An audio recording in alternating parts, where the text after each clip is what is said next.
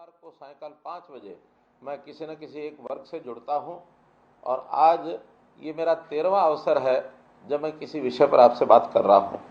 और विषय इस प्रकार से है कि समाज में आर्थिक दृष्टि से भिन्न भिन्न वर्ग ऐसे सब होते हैं।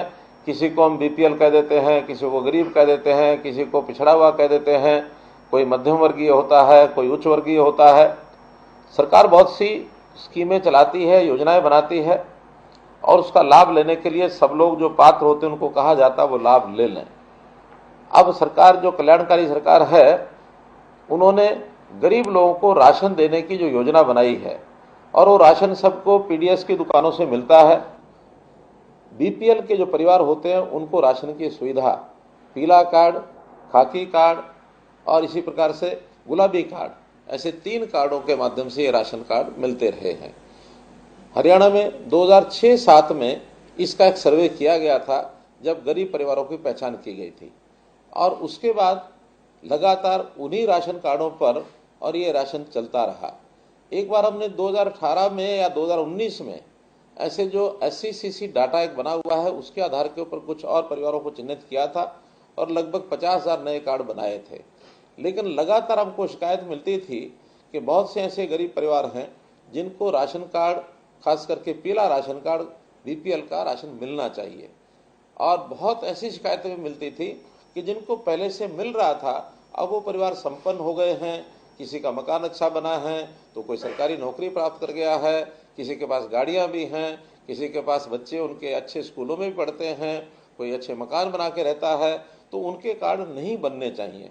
हमें भी लगा कि इसका सर्वे कराना बहुत आवश्यक है, तो हमने सर्वे के नाते से एक नया प्रयोग शुरू किया, वो है परिवार पहचान पत्र, पीपीपी बना करके और उसके अंदर अपनी टीमें लगाकर हमने सर्वे कराया।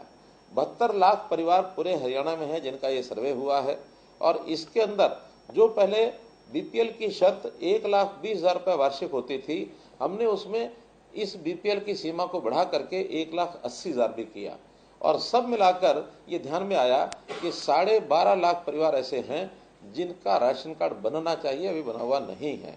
और हमने 25 दिसंबर को इस टारगेट को पूरा करने के लिए अपना सिस्टम ऑन किया और जनवरी के महीने में 12.5 लाख परिवार इनको राशन कार्ड, पीला कार्ड ये दिया गया। एक बात ध्यान करने लायक है, हमने खाकी कार्ड जो ओपीएच कार्ड होता था उस व्यवस्था को भी समाप्त किया और उस ओपीएच कार्ड को भी बीपीएल कार्ड की श्रेणी में ले आए। और साथ ही जब ये 12.5 लाख परिवार बढ़ गए तो एक ध्यान में जो दूसरी बात आई थी कि जो परिवार संपन्न हो गए हैं, जिनका जैसा मैंने पहले बताया अब वो श्रेणी से ऊपर चले गए 1,80,000 से, आखिर उनके राशन कार्ड को, उनका राशन बंद करना चाहिए। और ये बात शायद कोई और न कर पाता, लेकिन हमने हिम्मत से आप लोगों के सुझाव के कारण से ये 8 लाख कार्ड काट भी दिए और इनका राशन बंद भी किया। इसकी कई प्रकार की आलोचनाएं हुई, कई प्रकार की बातें आई कि आपने बंद क्यों कर दिया। आखिर तो केंद्र सरकार इसका जो हमको लाभ देती है वो एक निश्चित परिवारों के लिए देती है, उससे ज़्यादा लाभ हमको वो मिलता नहीं है। और हमारे यहाँ वो 27 लाख या 28 लाख कार्ड की ही एक सीमा है जिसके अंतर्गत हम ये राशन का लाभ दे सकते हैं। और फिर आखिर तो हर व्यक्ति को गरीबी के कारण से ये कार्ड मिलते हैं, उसकी आर्थिक स्थिति संपन्न हो जाती है तो उसको मुझे लगता है कि वैसे अपने आप भी छोड़ देना चाहिए।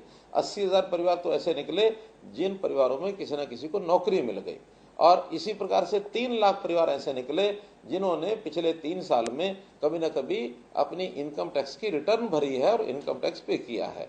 और इसी प्रकार जैसे मैंने बाकी श्रेणियां बताई, ऐसे सब सर्वे कराने के बाद ध्यान में आया कि 8 लाख परिवार ऐसे हो सकते हैं जिनका जो है राशन कार्ड कम कर सकते हैं। लेकिन बाद में शिकायतें मिली और शिकायतें ऐसी मिली कि भी हमारा राशन कार्ड तो गलती से कट गया है, हमारी इनकम तो इतनी है नहीं, इनकम का जो चढ़ाई गई है वो बच्चे की भी इनकम ज़्यादा मान ली गई है, किसी व्यक्ति की कम इनकम है तो उसकी ज़्यादा मान ली गई है। और आपको ध्यान में होगा कि जनवरी में ऐसे सब लोगों को हमने कहा कि आप पोर्टल के माध्यम से अपनी शिकायत दर्ज करिए, अगर गलती से आपका राशन कार्ड कटा होगा तो वो राशन कार्ड उसका हम दोबारा से बनवा देंगे। आपको मैं बता रहा हूं कि 8 लाख परिवार जिनके राशन कार्ड कटे थे, शिकायतें मिलने पर उसमें से 2,30,000 कार्ड हमने वापस बनवा दिए।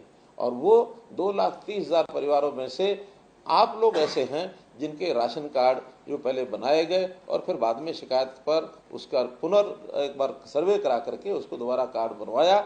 मैंने ऐसी श्रेणी को आज बातचीत के लिए आपने साथ बुलाया है। मैं समझता हूं आप सब वो लोग हैं जिनका राशन कार्ड एक बार कटा है और बाद में फिर ये राशन कार्ड बना है, क्योंकि अभी भी मैं विश्वास करता हूं कि काम करते समय कोई कभी भी हम गलत काम कभी नहीं किया है, हमने हमेशा ठीक काम करने की कोशिश की है। हाँ, काम करते समय गलती हो सकती है। गलत काम करने में और गलती होने में एक जो बहुत मोटा अंतर है वो नियत का अंतर होता है।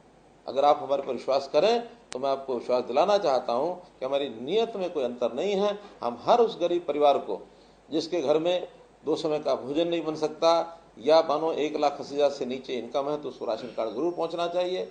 1 लाख रुपए के इनकम के परिवार वालों में से किसी न किसी को मुख्यमंत्री अंत्योदय परिवार उत्थान योजना जो हमने चलाई है उसमें किसी को रोजगार मिलना चाहिए। अगर वो कहीं कोई प्राइवेट काम करना चाहता है, पैसे की उसको आवश्यकता है, तो हम बैंक से लोन लेकर के भी देते हैं। ये काम भी हम कर रहे हैं गरीबों के लिए।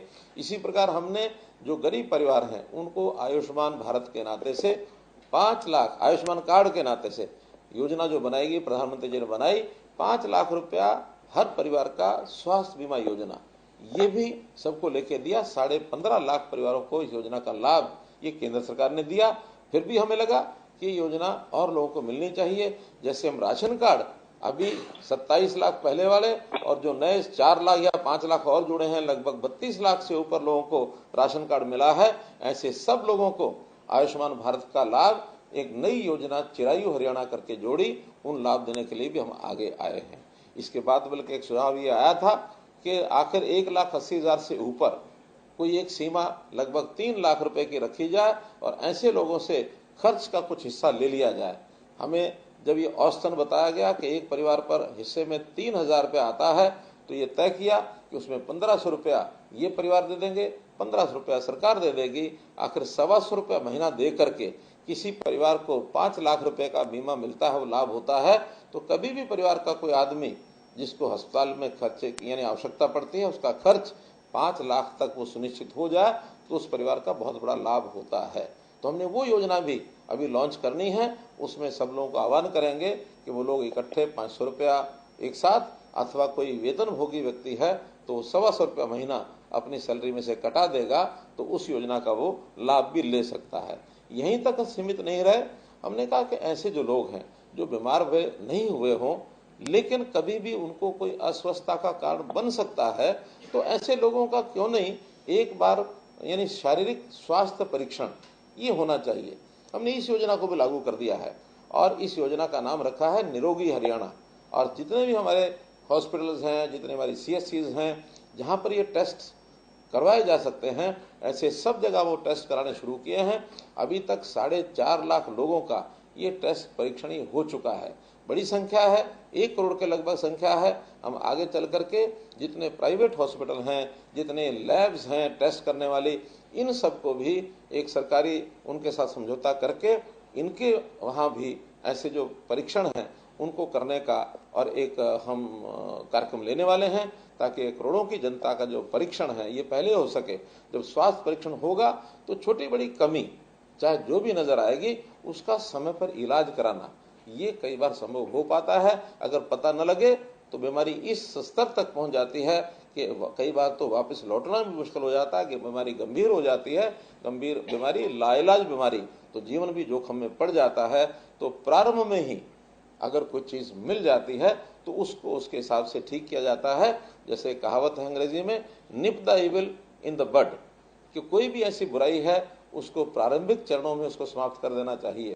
तो यही हमारे शरीर के रोग के साथ है। अगर प्रारंभिक भी कोई जानकारी मिल जाए तो उसका तुरंत इलाज कराना संभव हो जाता है, उसका भी हमको लाभ हो सकता है।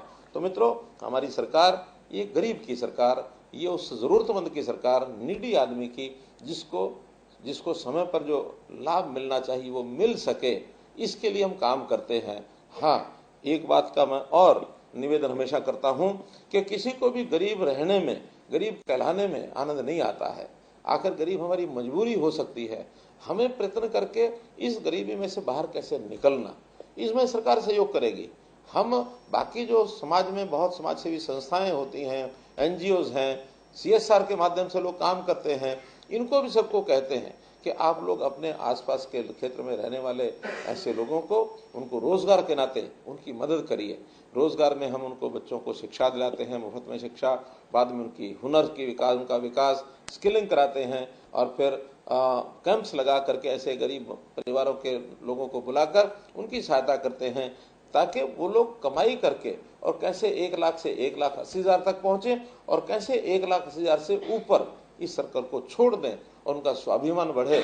स्वाभिमानी होकर के वो ये कहें कि हाँ, अब हम पैरों पर खड़े हो गए हैं, अब हमको अगर ये जो सहायता सरकारी मिलती है ये छोड़नी भी पड़े तो ये हम छोड़ सकते हैं।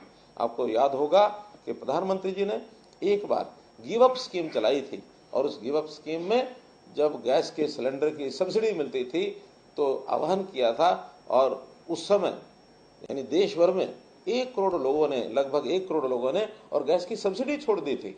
ऐसे ही ये समाज अपील पर बहुत काम करता है। मैं अपील का एक और उदाहरण आपको ध्यान कराता हूं। जब 1966 में 65 में जब देश में लाल बहादुर शास्त्री प्रधानमंत्री थे, हमको पता है उस समय अन्न का संकट हुआ था। अपने देश में अन्न कम हो गया था, खाने वाले लोगों की जितनी मात्रा थी उसकी तुलना में। उस समय देश के प्रधानमंत्री लाल बहादुर शास्त्री थे। उन्होंने कहा कि हम हरित क्रांति के माध्यम से अन्न जब पैदा करेंगे तब पैदा करेंगे, लेकिन तात्कालिक आवश्यकता ये है, क्या समाज के लोग सप्ताह में 7 दिन में अगर वो 21 बार भोजन करते हैं, कोई 3 बार करता है, या 14 बार भोजन करते हैं, 2-2 बार करते हैं, तो क्या एक समय का भोजन छोड़ सकते हैं? मुझे आज भी बहुत बुजुर्ग ऐसे मिलते हैं जो सोमवार रात्रि का भोजन वो लाल बहादुर शास्त्री जी की अपील पर जो छोड़ा था, आज भी उन्होंने जीवन में अपनाया हुआ है।